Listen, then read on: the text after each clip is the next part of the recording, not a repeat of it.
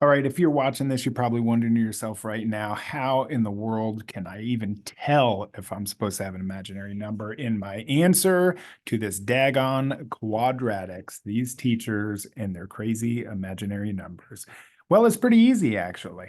So when we start this, if we're looking and we're just learning about imaginary numbers, we can type in our equation. So you'll see, for example, I took this one over here, x minus 3 squared plus 6. I typed it in. Here's my graph that you're going to see.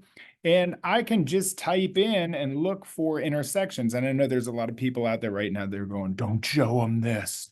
Don't show them Desmos so quick. But what I can just automatically say is, well, at y equals 10, you can see, well, hey, guess what? There are two answers. There's 1 and 5.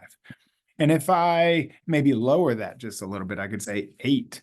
Well, guess what? There's two answers at 1.586 and 4.41.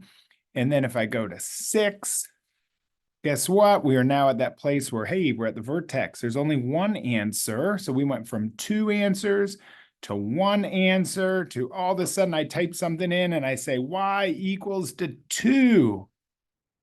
Guess what it doesn't do? It doesn't intersect the graph.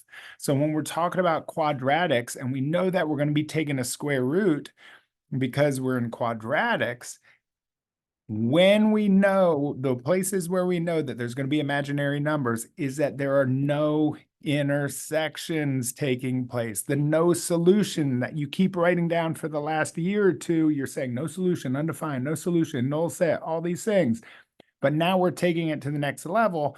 We're taking that calculation a little bit further. We are saying there is an imaginary solution or complex numbers that we really need to start using. When we make calculations, so let's go back to this little statement. When we make calculations and imaginary numbers are in the answer, the imaginary number indicates that the graphs do not or will not intersect. So let's write that in there, that they will not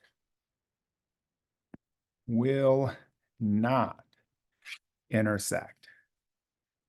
And if we look over here at these graphs right here, you'll notice that there's no intersections. So since there are no intersections on that graph, the calculation must have an imaginary number when we're dealing with quadratics. All right, I hope that helps you understand how to just identify that you have an imaginary number in your answer coming up.